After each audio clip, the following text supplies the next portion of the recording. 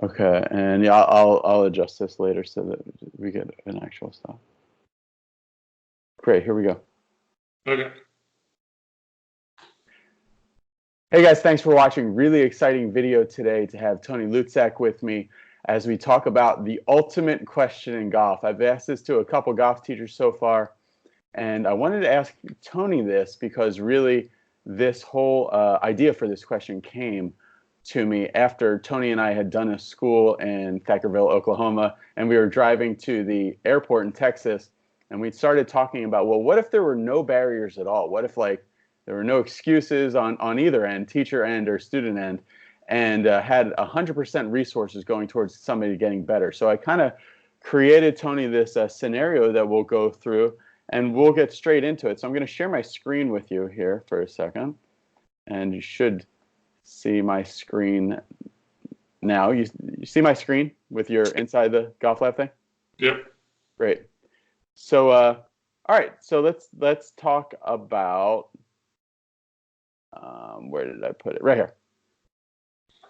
The ultimate question here.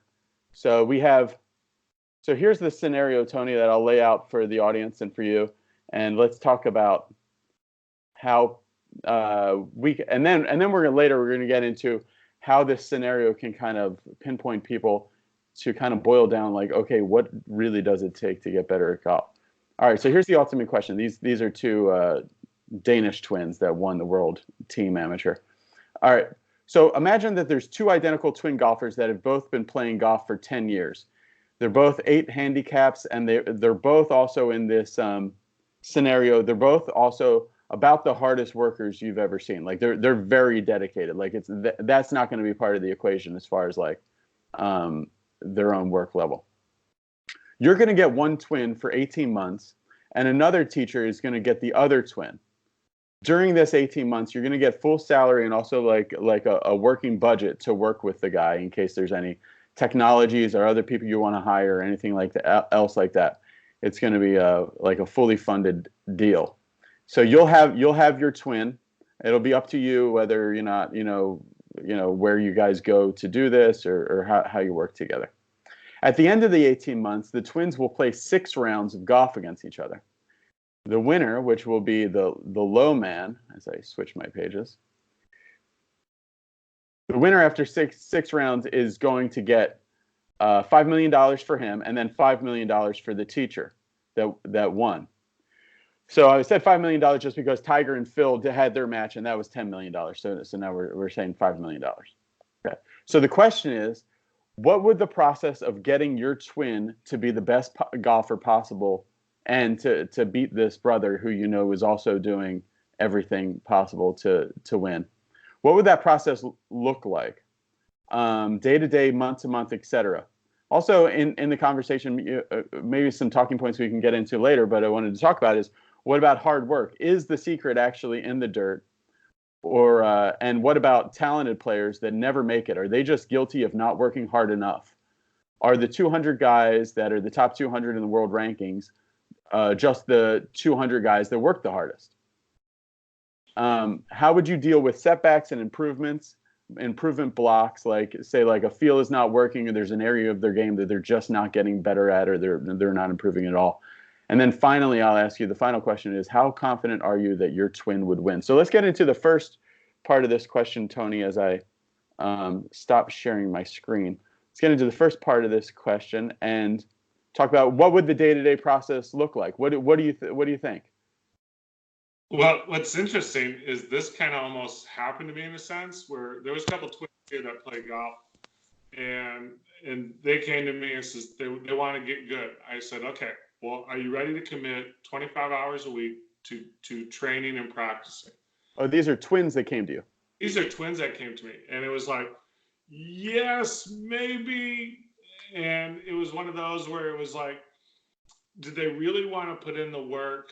I mean, they were out at the golf course all the time because they were part of the high school team and everything. And we worked on some stuff and did some stuff. But so from that standpoint, and they became real good golfers now.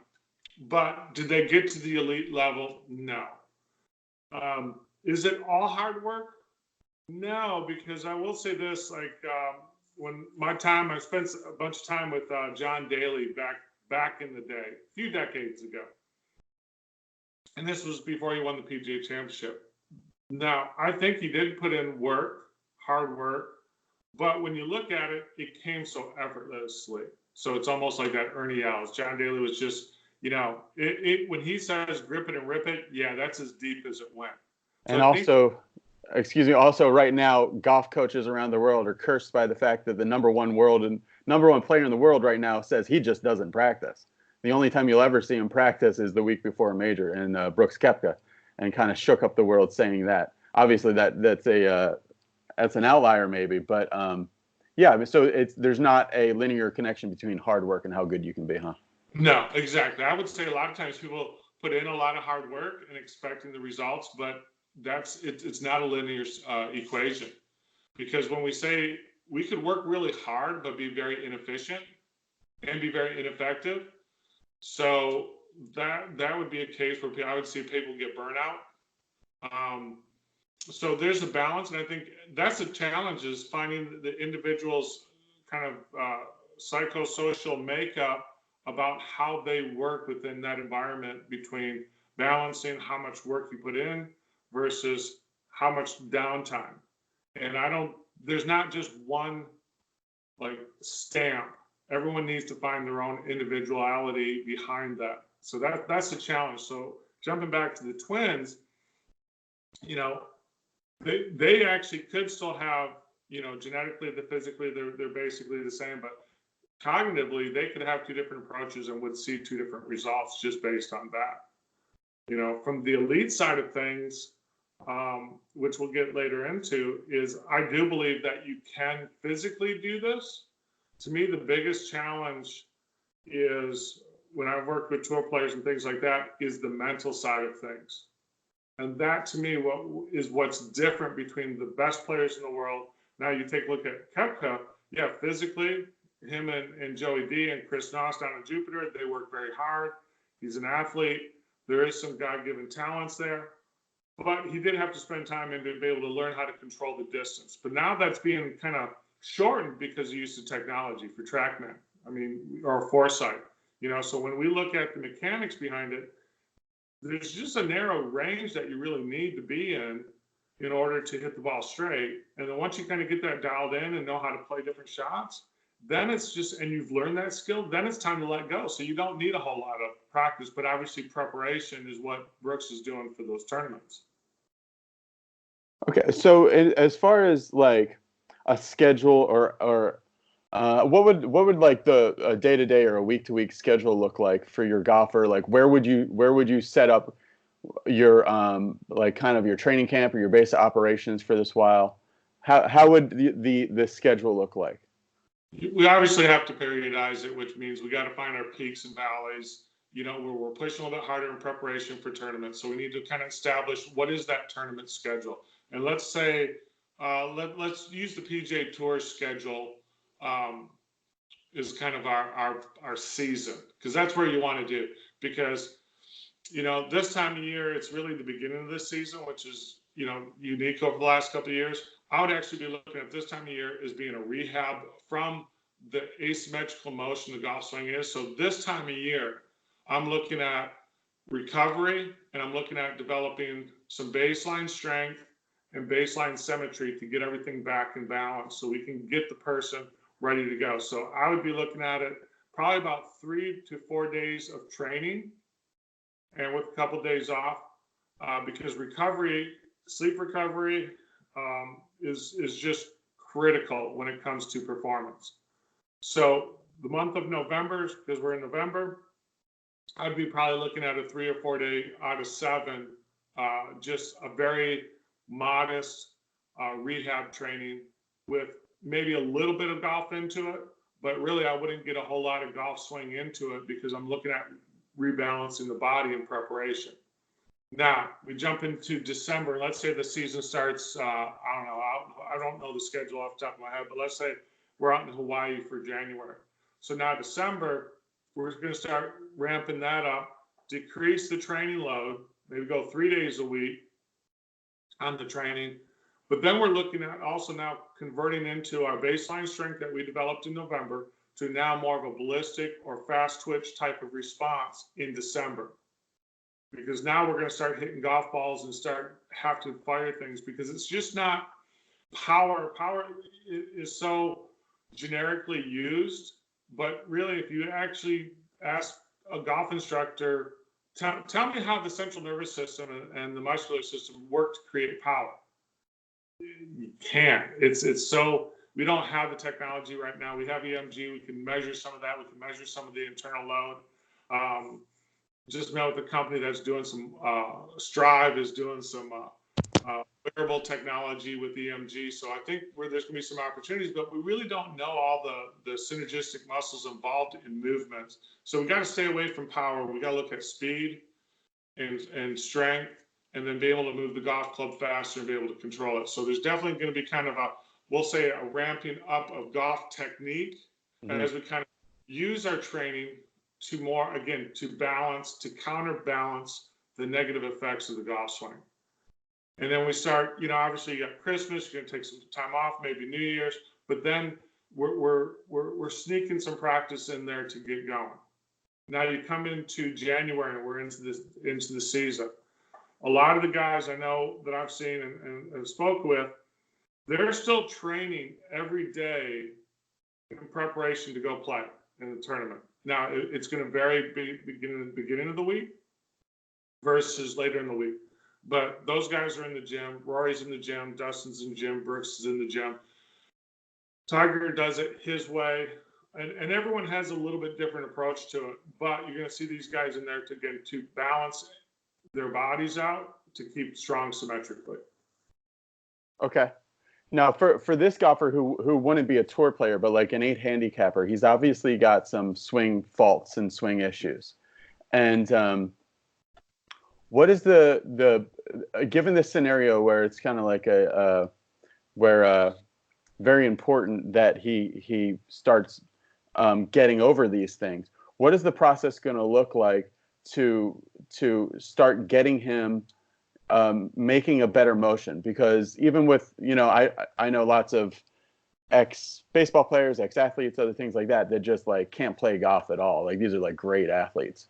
So beyond the gym, like what are you going to do to get this guy making a better golf swing motion? And what are some of the challenges of getting people to swing the golf club correctly? So I would still take, and I forgot about the 8 handicap. I was just thinking of those kids being playing, and actually one of the kids that I'm teaching remotely, he's going to go out and play the Corn Ferry Tour now. And he's 15 years old. He's going to try to Monday qualify. So to me, that's kind of the idea that we really want to get that 8 handicapper. If you can, jump over to that PowerPoint I sent you where it talks about the challenge point theory. Sure, let's do that. So I'll share my screen here again. Tony made a cool document here, so I'm going to do share screen, go over to this, and go to my mail. All right, Tony. So here I'm looking at development of an elite golfer. Here's the model human golfer. We talked a little bit about that with the training and some other stuff. I'm going to go right there. So here's a graph between the different kinds of golfers: beginner, intermediate, skilled, and expert. So our 8 handicap would be between, kind of on the high side between skilled and intermediate on that flow chart there.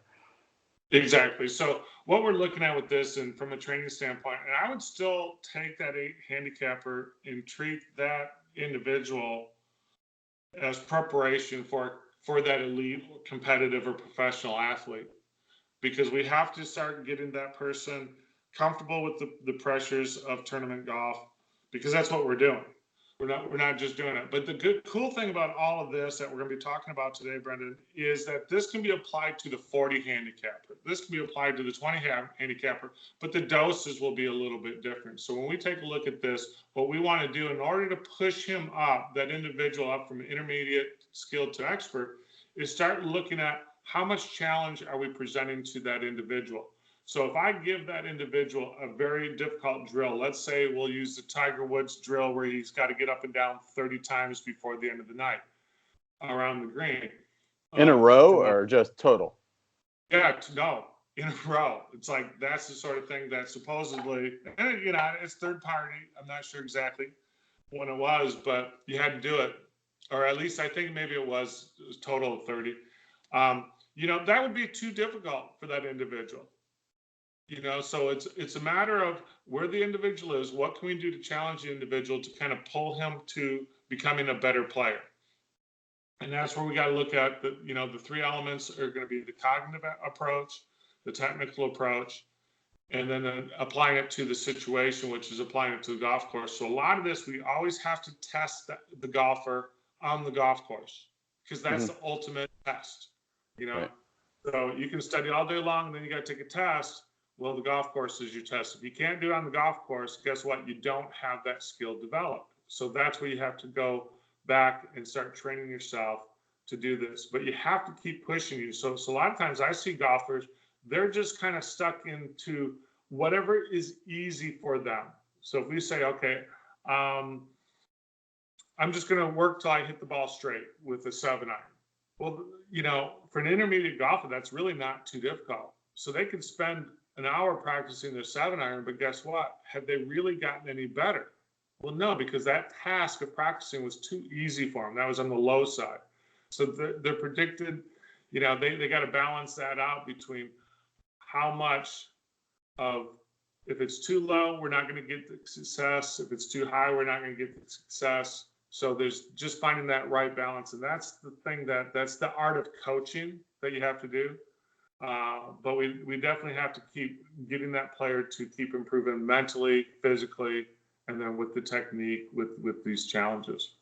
Yeah, one thing that our friend Tim Yelverton talks about a lot that he sees with putting is that guys just continually just do testing, meaning like if you're hitting trying to make like 100 3-foot putts in a row, that's just basically like a test. And a good analogy, and it's not training, it's just testing the skill that you have, whether you're good or not. You know, it's not really training.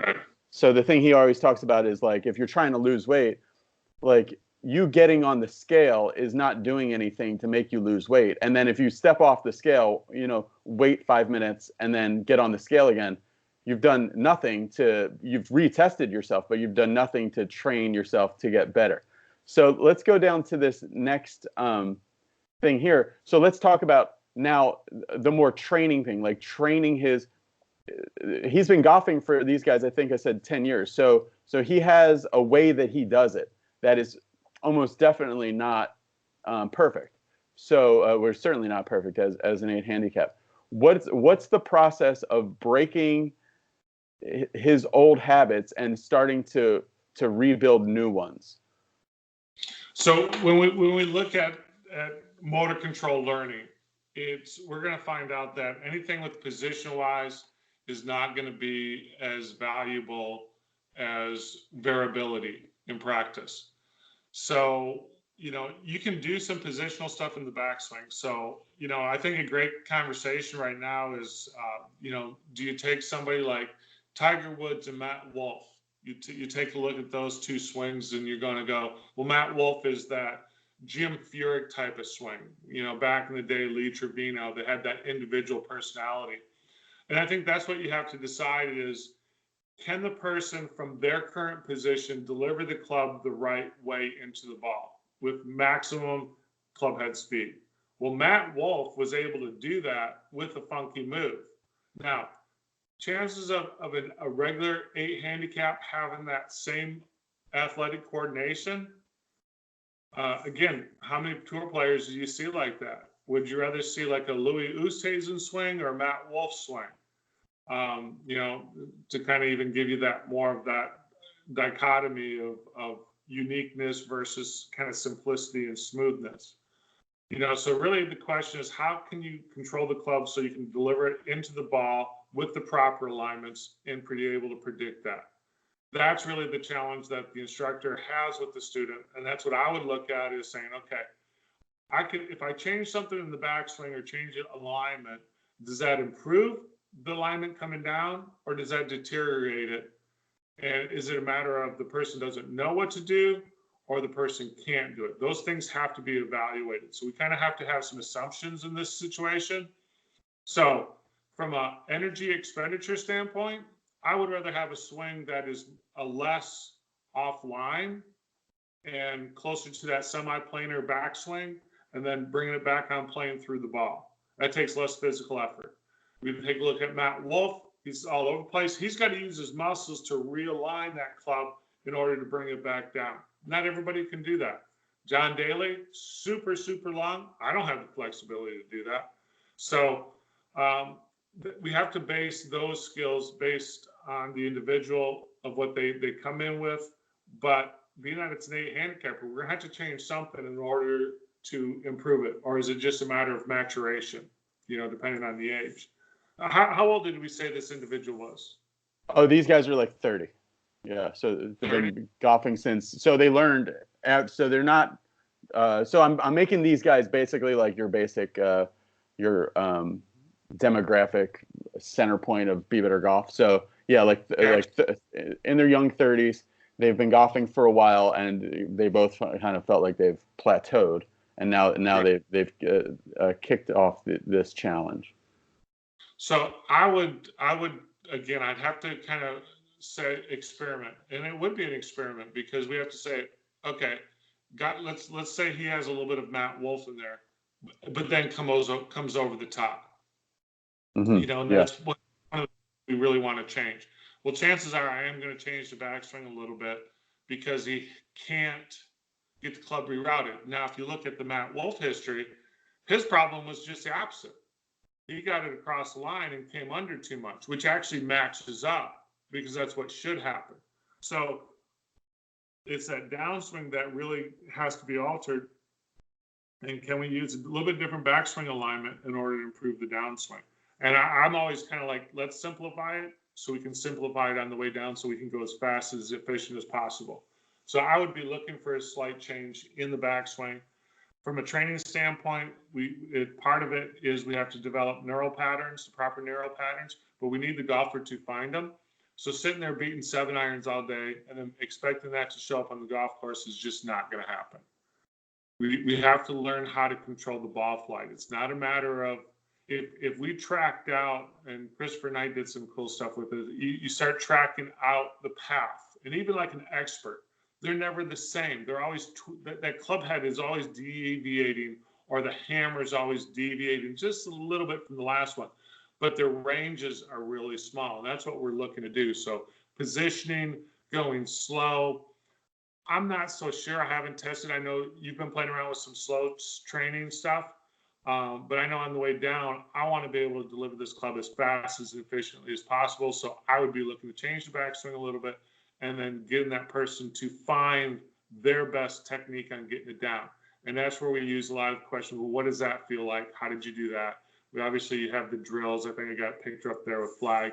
And I would, and I haven't talked to Jeff in years, but he was kind of my elite player that took my idea of, he allowed me to kind of create whatever I wanted with him. So I had a great athlete. Okay. And he said, okay, just let's make it the best golf swing possible. And that's what we did. And that's what allowed him to hit the ball straight for 400 yards, being 6'6". And so to me, this is has been the model that golfers can follow in order to get better. And I would just run the same thing because we saw success with him. Right. One thing I wanted to ask you about is that you mentioned briefly there is, as a coach, you see this golfer that you have in this challenge, and that, let's say, like you just said, he's going over the top, and he's got a bad backswing, and he's going over the top, and it's just giving him a poor impact. And that if he, on the way through, came more from the inside, he would hit it better. But talk about, like, you telling him, hey, swing from the inside or do this. From the research that I've been looking at, that has, like, your coach telling you to do that and then you doing that has almost no value to it. But your coach putting you in a certain position so that you have the self-discovery or your body has the self-discovery of, oh, this is going to be how I do that. Talk about why does that matter so much? Because when you're asking you questions and like, okay, well, how do you think you can hit the ball solidly just standing on one foot or whatever it is? And I think the student just wants to hear from the coach, like, all right, well, pal, like, you know what you want me to do, just tell me what to do. Why is it so important that this self-discovery happens? That's a great question, because people ask me, no, I'm not hearing you. You're not hearing me? Yeah, for some reason. There, now you're good. I hear you now. I think my plug was out, but yeah. As a mistake, I heard something crackling. So that happens all the time. A person will hit a good shot, and they go, and I'll ask them, well, how'd you do that? They go, I don't know, but you tell me what I need to do. And it's like, well, no, we don't learn like that. So we have our proprioceptors. We have our this is, our proprioception, the Golgi tendons and the muscle spindles and all that other physiological stuff. That is our feedback. We take that information, we process it internally through the central nervous system, and then there's an output. That's the motor control aspect. That's how we do things. I'll use a simple analogy of riding a bike. I've never seen how to ride a bike manual. No kids have ever read how to ride a bike manual. Now, what do? They may have some scooters, or they may have some of these walking bikes that you can get, and then it's gliding bikes, and then training wheels or whatever, and then next thing you go. We need information. If I take you passively, let's say I get you in a setup position, and now I'm going to take you into that position at the top. Because you did not activate your muscles, your sensor system, sensors like on your phone and stuff like that, or autonomous vehicles, they're not picking anything up. So passively, I can move you into any position, but you didn't learn anything because there was no muscle activation. So there's that whole feedback system between the muscular system, the central nervous system, and your environment is never felt, is never turned on in a sense. So I could put you up in a position and never get there. Now, what I'll do is maybe I'll take somebody, put them in a position, but then I'll go and put pressure at the top of their backswing, and I'm pushing down. I said, okay, now I want you to hold that up there.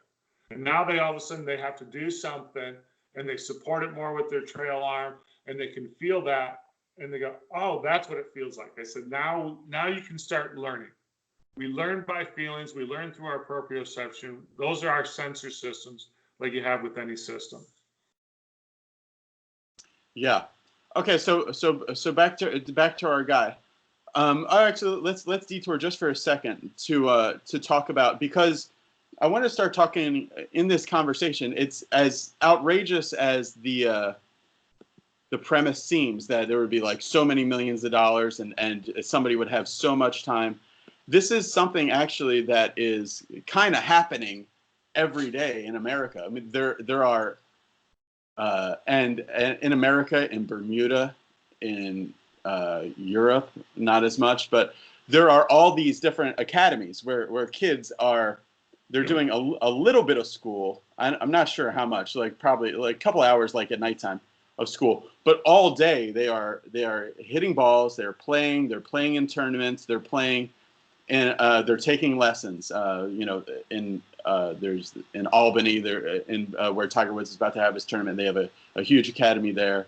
There's IMG famously in Florida, and all these other, and a lot of other places where all they're doing is full-time golf, and it's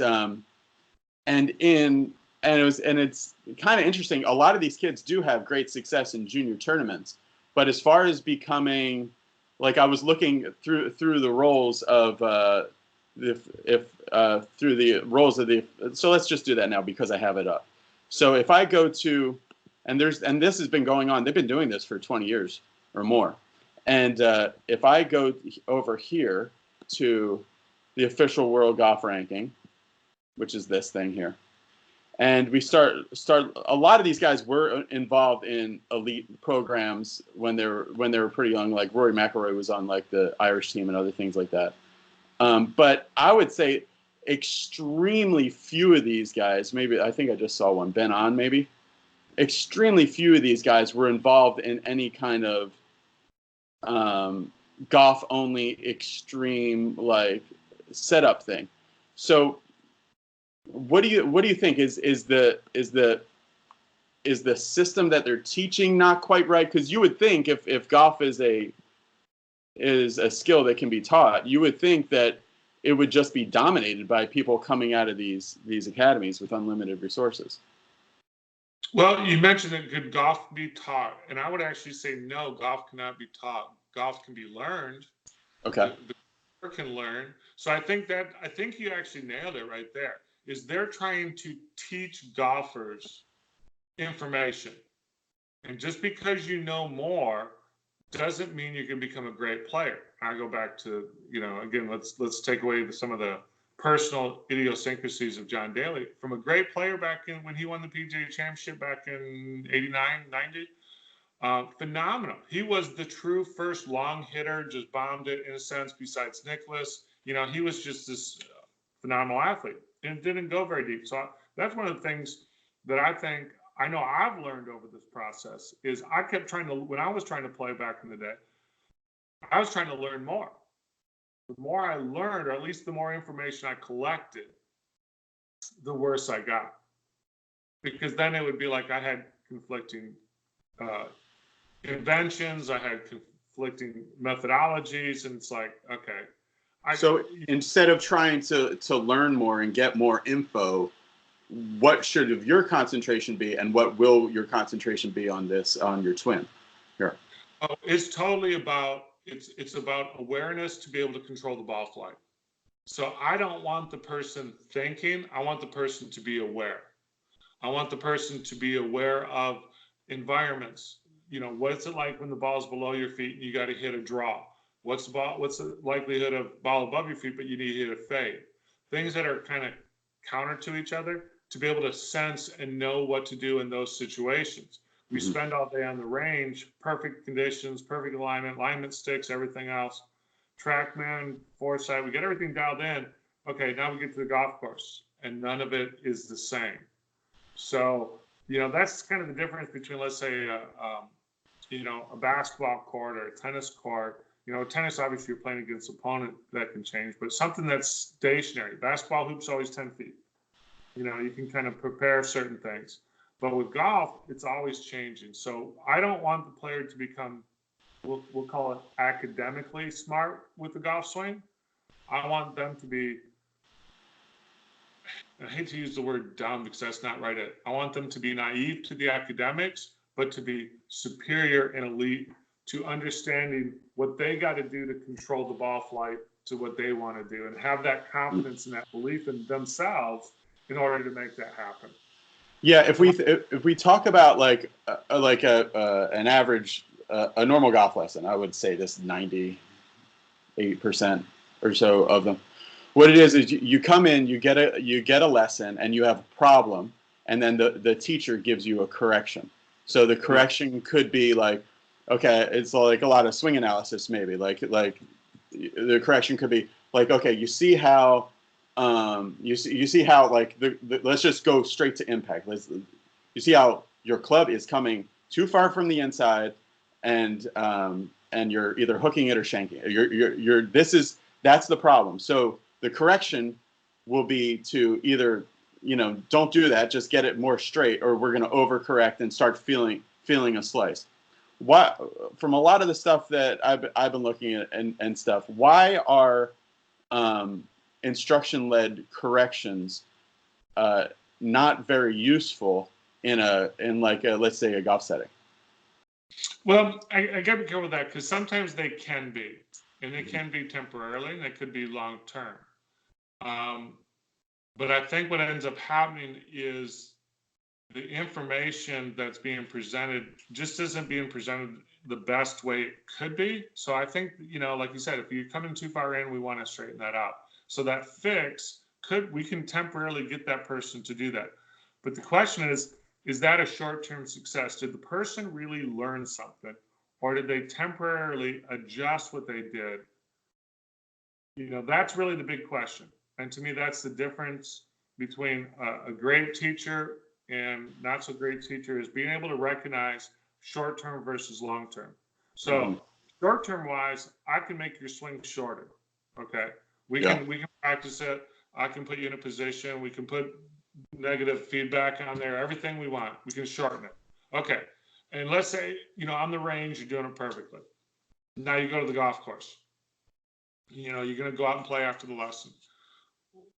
Are you able to really to duplicate that on the golf course? Well, no, you haven't had time to really learn it. Or a lot of times it works until you hit your first bad shot. Exactly. Because the brain is all about efficiency. The brain is lazy. It wants to use the least amount of energy to find those neural pathways in order to get things done. So just because you did something now, that's brand new. It's still not entwined in a sense, not developed in your system. So you're going to go back to your old habits. And that's what I think that's the reason why a lot of people don't take lessons, because they've had some bad experiences where temporarily they may have gotten better, but in the long run they didn't. And that process wasn't explained to them.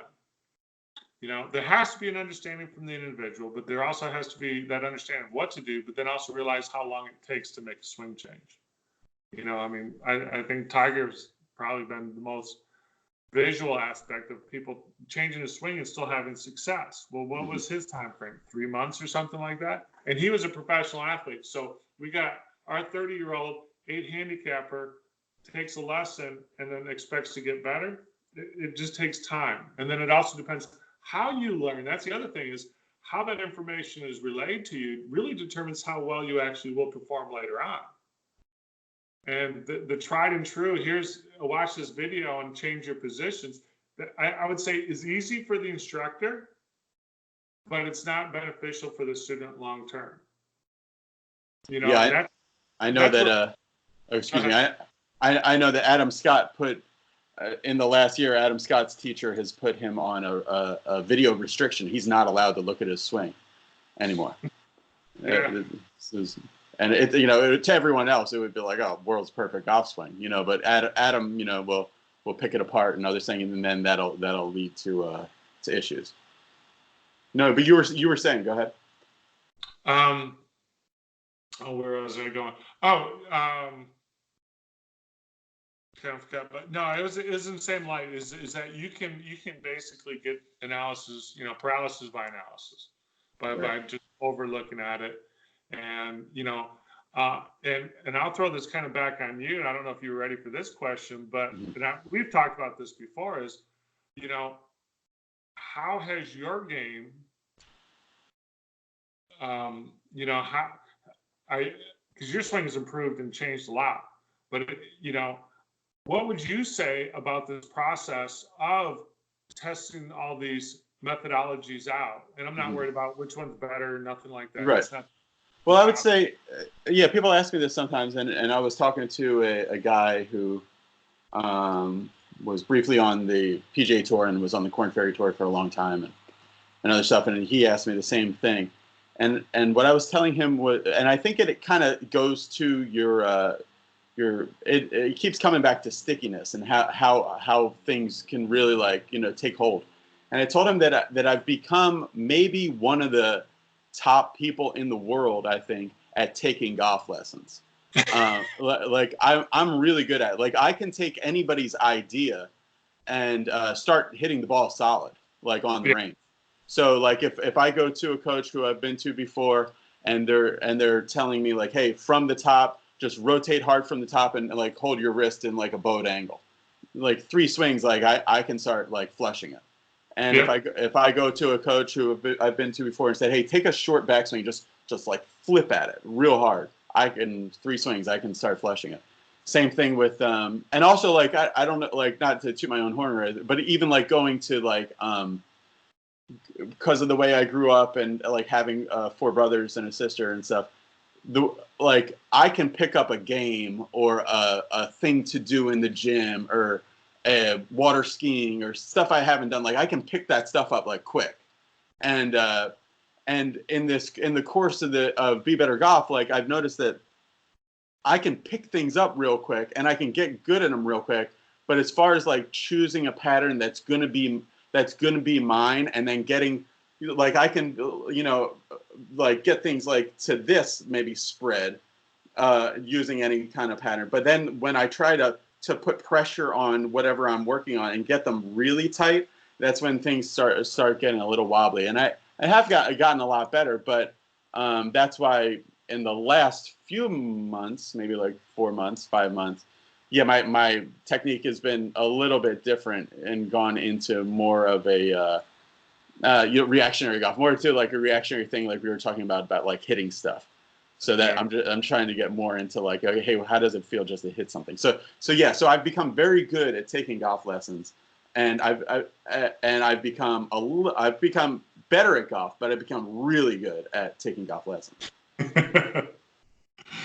Well, that to me was the challenge. I mean, that I was curious to see. I mean, you're a perfect case study through this whole thing, and I think that's something that people can learn from. Is to kind of get away from something that's static and realizing that golf is a dynamic motion. The more dynamic you can make it, I think the better it's going to be. And I think that's where you see success with someone like Matt Wolff, who's Gigi's kept him dynamic and just realigned the golf club. The kid was a great golfer, tremendous clubhead speed. So that was pretty simple alignment. Readjustment. And that's, I would say for the average golfer that maybe wants to get better but doesn't have the time like we're really talking about, is just understanding what they have to do to predict movement of the golf club back into the ball. And then what we want to do with this guy or girl that's taking more of a serious look into it is really define that into ball flight. And I think that person that just wants to get a little bit better, hey, pick a ball flight, master that. Whether it's right to left, left to right, just master it. Know that you're going to do it most of the time. Right there, you're going to reduce your mistakes. The golfer we're talking about, we want to be able to take that movement and then be able to optimize it to delivery of the club into the ball, and then be able to create all the different, I use the 9 ball flight windows, which is pretty generic, just to hit high low with all the clubs. I want you to become good at feeling, what does it take to take a 7-iron and turn it down into a 4-iron, or a 7-iron, turn it into a 9-iron. That's really what I would want this individual to do. Right. Okay, so let's talk about, there's just 2 more questions with this. Let's talk about, so if there's an improvement block where there's, say something that you see a lot, say your golfer is kind of stuck, right? He's got the arms really trailing the body. And you've tried a couple of different ways, and sometimes success, sometimes not, but that base motor program of just being stuck just doesn't seem to get better. What are some ways that you've used in your teaching that you would use with this guy to kind of shake things up into, and like, okay, well, the way we've been doing it, flamingo drill or whatever else, is not getting you unstuck. Right. How are you approach like a real learning block?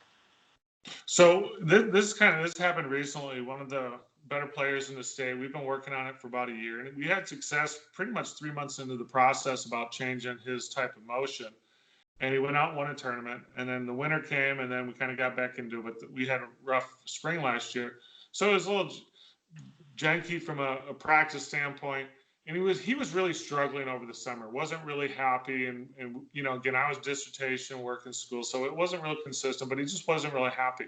So for him, in order all of a sudden now to get things back on track, he actually went over to gears. But for him, it was more of a belief system that, hey, here's how my body needs to be lined up. Here's how the club needs to be lined up. It fits into your methodology, and I just want to keep it simple. He created a simplicity standpoint for him, and then applied my methodology to it, and totally changed his swing. So he had to do a lot of block practice, and that's what I would do with that individual, is get into more of a block practice to learn the basic motion. Sometimes you do have to understand some things. That's where technology can be beneficial, for you to really understand where your body is and where the club is. Because to me, like you're explaining, that golfer doesn't know where the golf club is. Well, that person has to know where the golf club is, whether that's done through feel, which would be preference. But even if we say, okay, we created this wearable or this device and it forces you to swing on this line on the way down, alignment sticks and foam noodles. Okay. You have to train that to make that habit. And now we're going to do it the 7-iron. Now we're going to do 9. Well, let's jump up to the 4. Let's jump up to the 3-wood. So the variability in training becomes with different clubs, but the motion, the alignments are always the same relative to the lie of the golf club.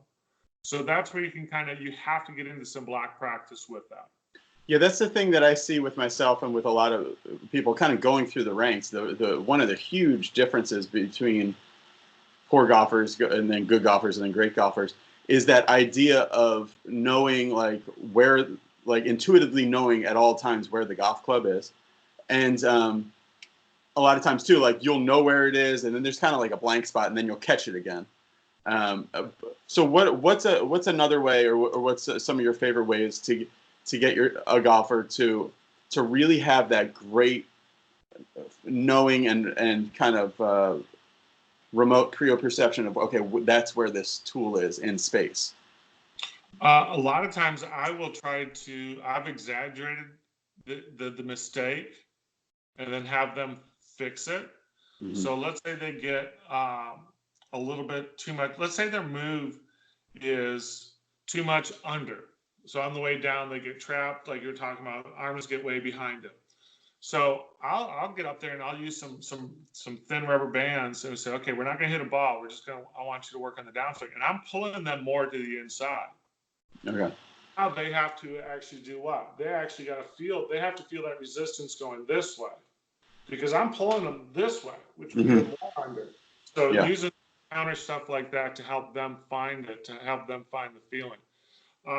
I like the idea of resistance, that aspect of using bands and different things and making them do it because, again, that's the discovery aspect of it. They're making the motion.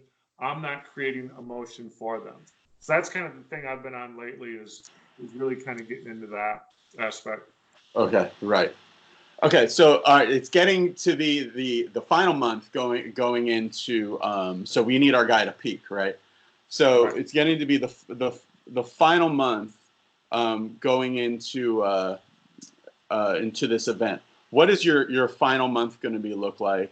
And also, are you going to would you hire other good players to play with them, or how much tournament play would there be in that final month, or what would the final month look like? We're definitely going into competition mode. Through this whole time process, we've been kind of building it up, seeing improvements, having them beat people, having them score better, and working on the mental approach through this whole process. So there's a mental kind of cognitive task training that we've done with this individual to get them to believe that they're controlling the club, they can do what they want to do, and they can shoot lower scores, and they've done that. Okay, so that's the thing. If you haven't done it, you can't expect to go do it in a tournament. So you have to be able to do it. So yes, I got competition. I'm pulling the yardage back, making the golf course as tough as possible, creating some scenarios where, okay, they're playing from the rough the whole time, right and left, different things like that. So I'm prepping more work on the golf course, balancing out the physical side, making sure the recovery is there, nutrition's there. So this way the person feels good about going in. But the more we can do on the golf course to know every single shot that person could encounter in a tournament, they know what to do. And that to me would be the challenge. So my practice would, a lot of it be kind of this worst ball. And I've done this with some of the juniors is I'll make them do they hit 2 shots, but they don't play their best shot. They actually play their worst shot. Mm-hmm. And so this way, they have to how well can you score off your worst ball? So they'll play like a one-man scramble and have to do that. So I really like that. And I would challenge golfers to go do that. So this way, they get in the habit of really focusing. Because again, what happens? You put down 2 balls. Your first one you miss, second one you kind of relax, kind of get in tune, and now you hit it. But in the golf tournament, you don't do that. Well, if all of a sudden I'm trying to keep score, and I got a 3-foot putt. I make the first one, but I missed the second one. Guess what? I just missed that putt. I got to now count my score. So I keep the person mentally engaged the whole time, and then also learn how to turn off and turn back on the thinking process. So that's something that's critical. You don't have to be out there for 5 hours. You know, everyone has their own little methodology of doing that. Some guys like to talk, some girls like to laugh, some of them are very quiet. You have to find yours, but you definitely have to know how to turn it off and turn it back on again. Okay, so it's the day of. You're feeling good about your golfer, and it's the day of. So what would the speech sound like in the locker room, like Vince Lombardi style, before he heads out there and to start say it's the final round they're tied, or no, just say it's the first day. What would that sound like? So I think now I would say there's 2 type of people. You could have that we'll say that Kobe Bryant or maybe LeBron type personality. You know, I'm more of, I want it to be the quiet assassin is my thing. I'm not one of these guys that jump around the court, you know, I'm just using basketball because it's basketball season now. Vince Lombardi, I'm not yelling and screaming. I'm more of that Nick Saban type of, here's the job we've prepared, we're ready, let's go do it. I just don't think you need to have this psych job up, because again, we want to conserve our energy so we're strong the whole way through. We actually want to be stronger at the end than we were at the beginning. If I get really high peaked up and energy wise, man, my emotions are going, my adrenaline's going, well, guess what's going to happen? It's only going to get worse from there. It's only going to crash. So I want to be, it's like, I know it. I've prepared for it. Let's get it done. Game over. I win. Great. All right. So final question is,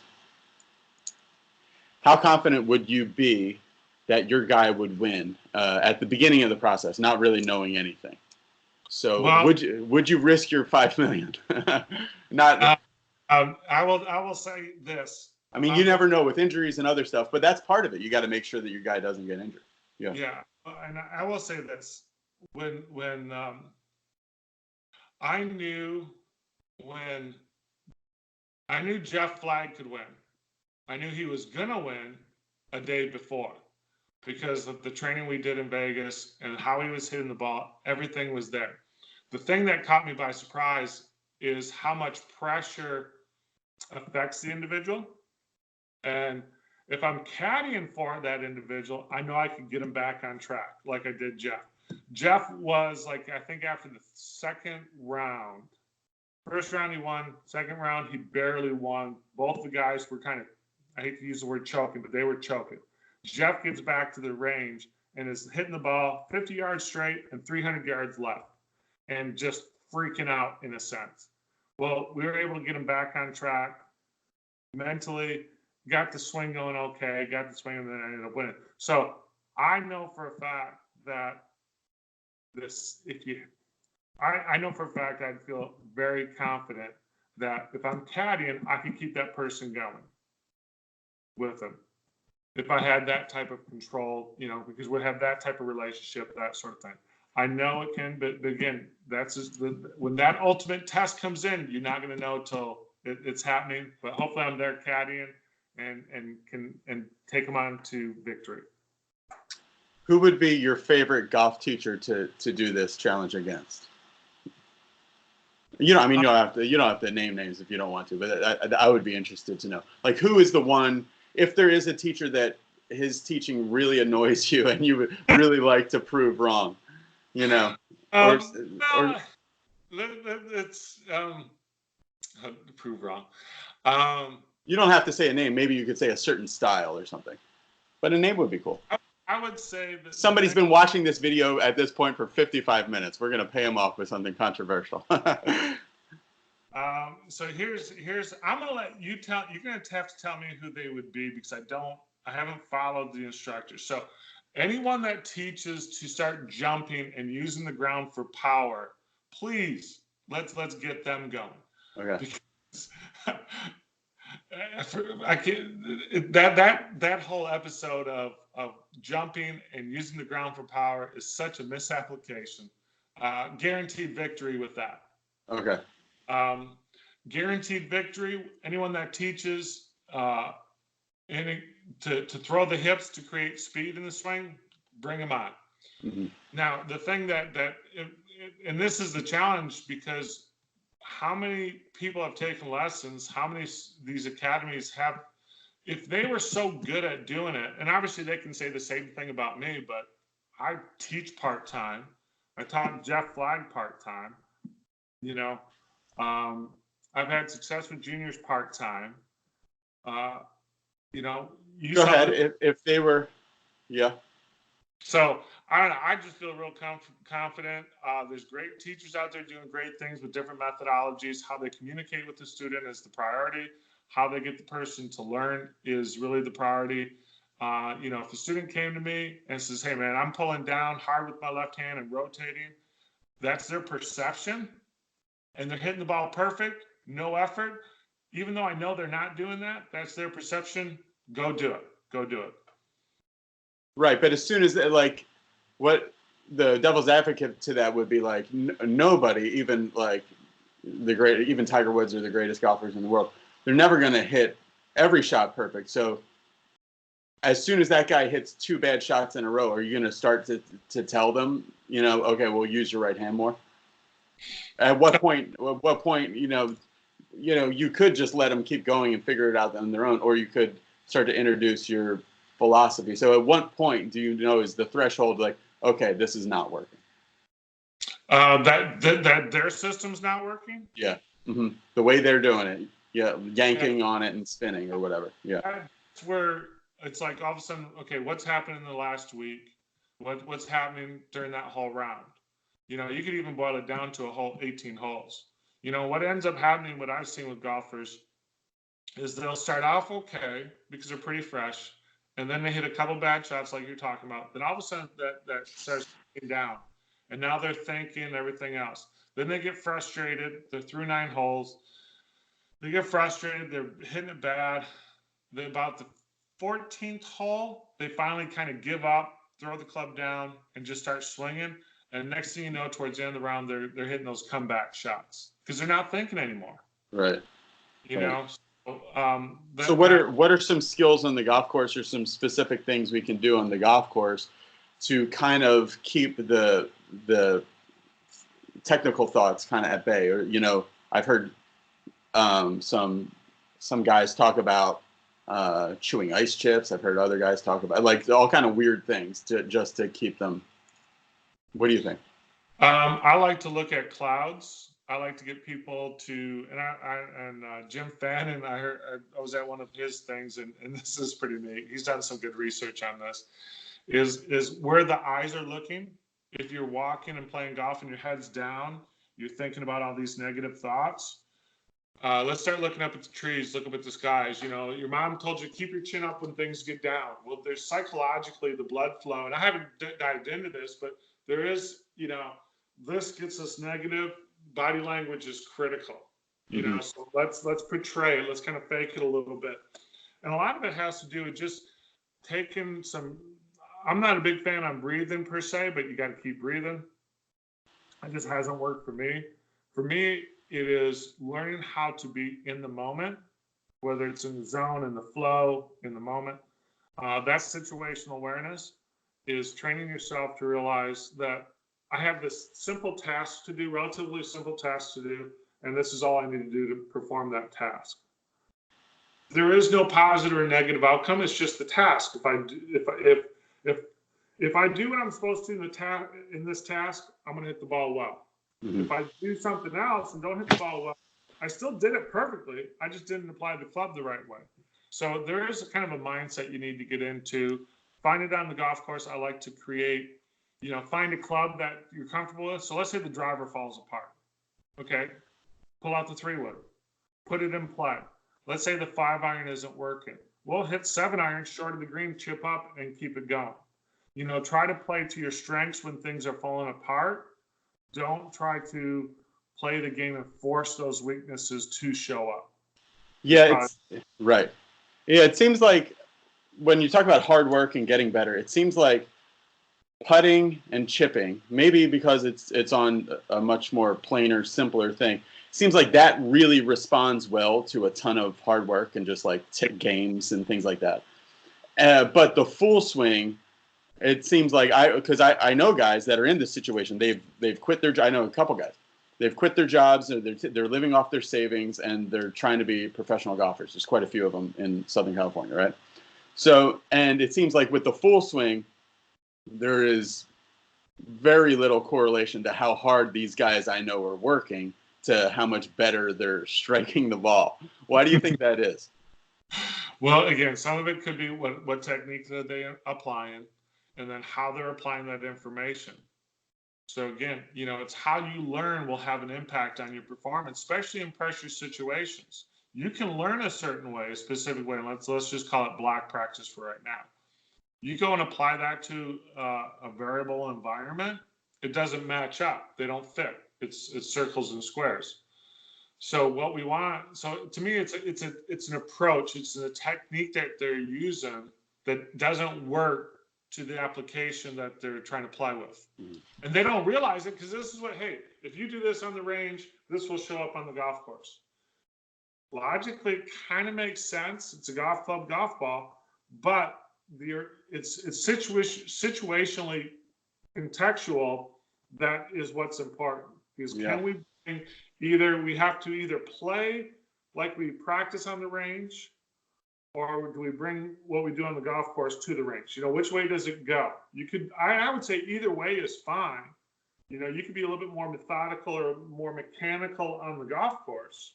I think that works for some people, but you can't be mechanical one way and then expect all those perfect mechanics to be perfectly applied to the golf course. You'd have to have perfect mechanics, tweak it, and figure out how it fits on the golf course, then come back, circle around, and practice those on the range. You have to integrate them. You have to mix them up. You can't go, one doesn't fit the other one.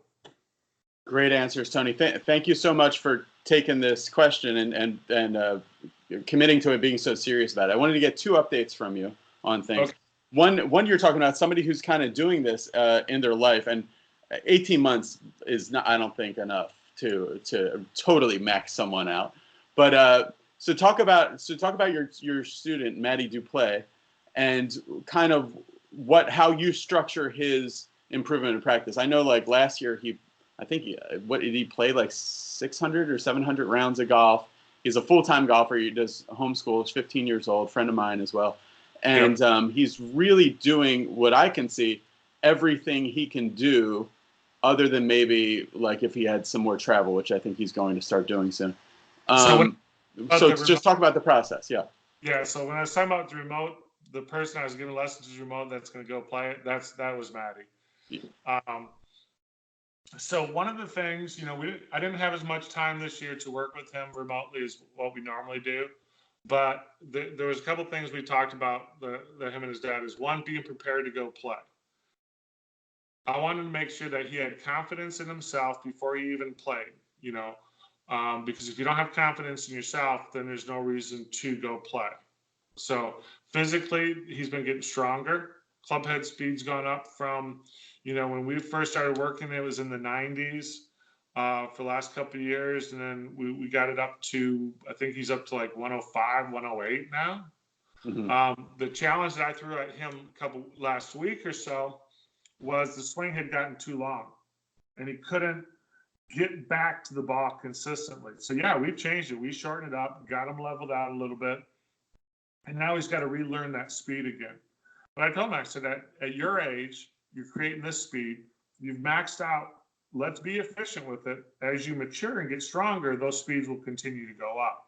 I said, it'd be different if we were trying to hit 150 club head speed, but there's no reason to. Let's get it up into a high speed. You're already there now. We've already developed the fast twitch muscles. Keep that physiologically going.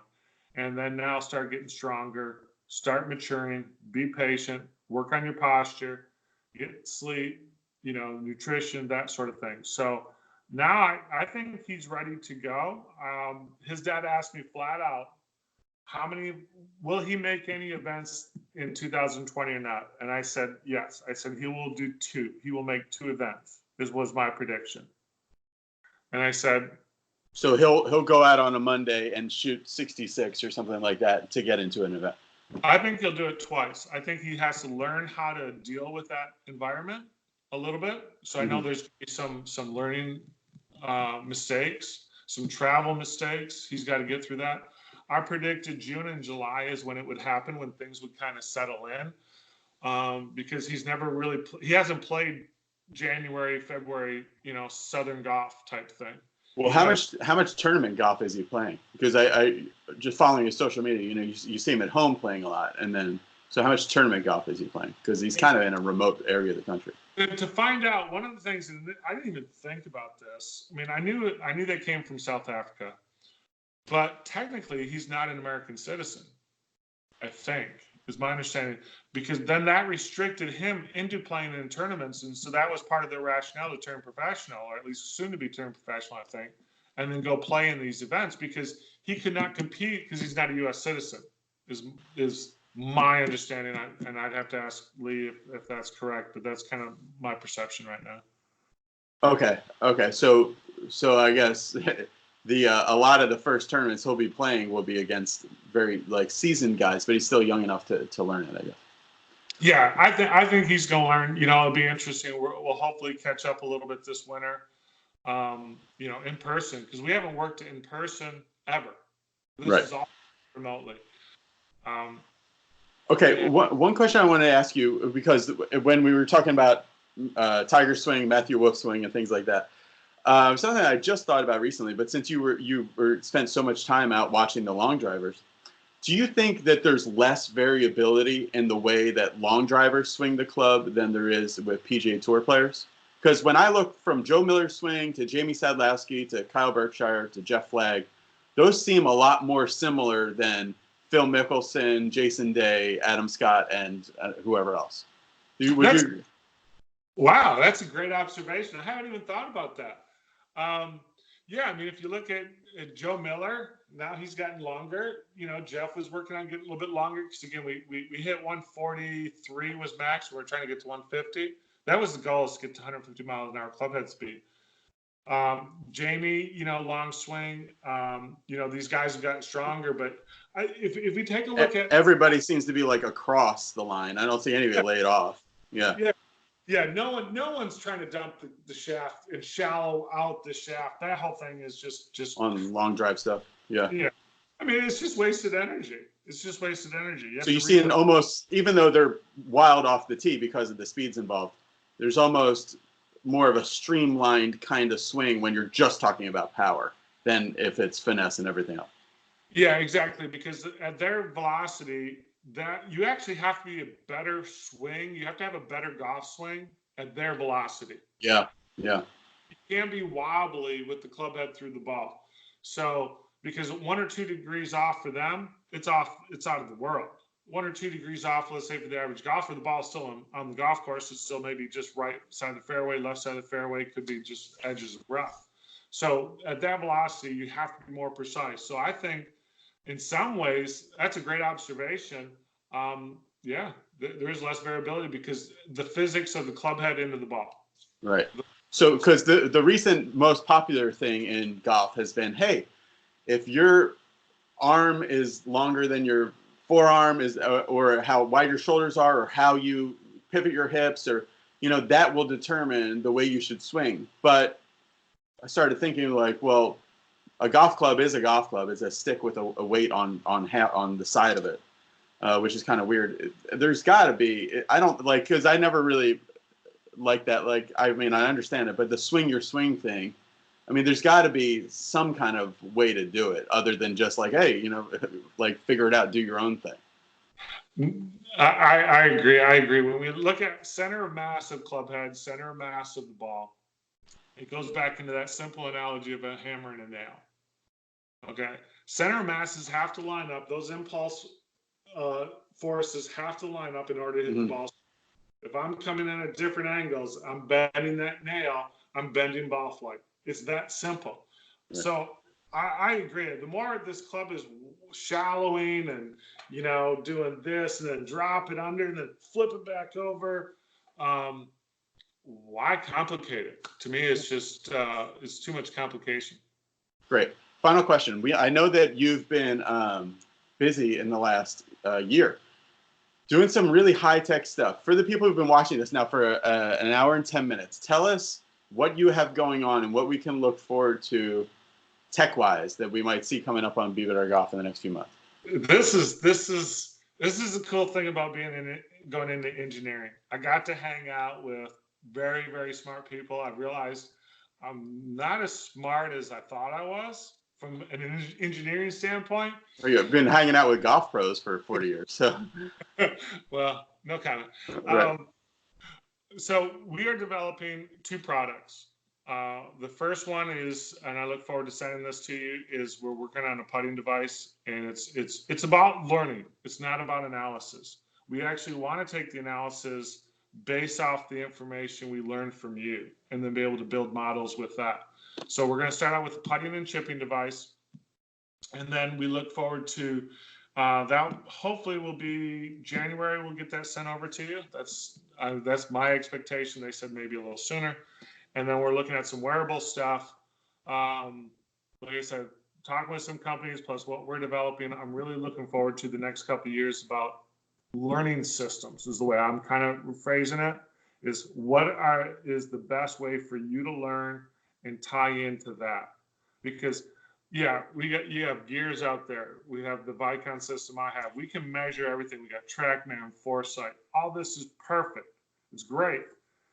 How do you use it and how do you learn from it? So let's start looking at what are the systems that can be developed to make you a better performer, and how to, in our world, we're looking at mitigating injuries and improving performance through wearable technology. How can we make you learn faster? So if you do want to quit your job, go play competitive golf, it may, like you said, it probably takes longer than 18 months, would agree. But what if we could say, let's say that time period for that individual was 3 years, just hypothetically. What if all of a sudden we could cut that into half? Or we could take a mini tour player, get them to play the Korn Ferry Tour, and then get them to play the PGA Tour. That learning, if we can cut those learning moments down in half, I mean, it's a game changer. That's what we're focusing on with our technology, our wearable technology, and then some machine learning AI stuff. That's really cool. Right, because everything that you mentioned there, TrackMan, Foresight, Sam Putting Lab, the Swing Caddy, like all these things, they're all basically like after the fact analysis devices or history lessons. But your brain needs something to in real time get you to start moving better. So, right. So that would be like a learning device. So what is something that's out there already that would be like a legit good learning device? It doesn't have to be for golf, but. And I know we've used this at our schools, and is the Live View is a good one. Uh-huh. I think that's a good learning. Putting an iPad down, I like to use the big headsets that we have. It's in real time. You're moving, yeah. It's backswing wise. You can do that, but you can do some stuff on the way down to get a feel, just to see it. Inexpensive wise, a mirror is always a good thing. Trying to think if there's anything out there. That's the reason why I think there's an opportunity. You know more of the gadgets than I do. For me, I'm trying to think if there's anything else out there. Is there anything that you're using? Let me throw it back at you. Is there anything that you're using that you've run into? I mean, high tech wise, I think there's a big opportunity to start doing some stuff with like the Oculus, the Oculus Rift, the headset, and then you have the 2 hands. So it might not necessarily be golf, but I could definitely see that. I could definitely see like certain things to get you more awareness of how fast you're moving your body. Like I could see that way, in that environment, you can create like physically impossible things. So like maybe like even like a beanbag game in there, where it's moving around really fast or something like that, or you're swatting a fly or something like that to get a better sense of how you're moving your body and connected to what you want to do. Because everybody talks about the connection between feel and real, and I think a lot of people are totally disconnected between like, hey, I wanted to do this with the club, but I ended up doing that. So I think there might be in virtual reality some ways to connect feel and real a little better. I agree 100% because I just ordered our Vive tracker that we're using research on that. So one of the things this really kind of starts giving everything away that we're doing, but that's okay because if you're interested in buying it, want to get involved, we do need some fundraising aspects to get all this accomplished. So we can always use some money. From a learning standpoint, I've seen it with Aaron Judge use some VR stuff. Steph Curry use some VR stuff. I know the football training, quarterback training has been done through VR and AR. I'm a big believer if we can kind of tie in some haptic to the VR stuff, and that's kind of one of the things we're looking into, is I think you've nailed it. I think you can improve that learning experience, the reaction, the technique, different things through virtual reality. And I look forward to hopefully being able to do that, because that's what we're doing with our first devices. We want to test it out with the VR stuff. Very cool. All right, thanks, Tony. If anybody's interested in more about this, I know Tony would love to hear your thoughts via email. It'd be like, hey, what is the high-tech golf thing that you would like to see? Like, even if it costs $5 million, what is the thing that you would like to see to be able to do? Like, I know that for me, I would love to be able to play golf at Pebble Beach and have it feel just like I'm there. You know what I mean? But totally like the ground and everything, the air in my face, all that stuff. I think that would be really cool. But also like have like a training environment. The one thing I think I would like to see too is that, the foresight can tell what the club is doing through impact.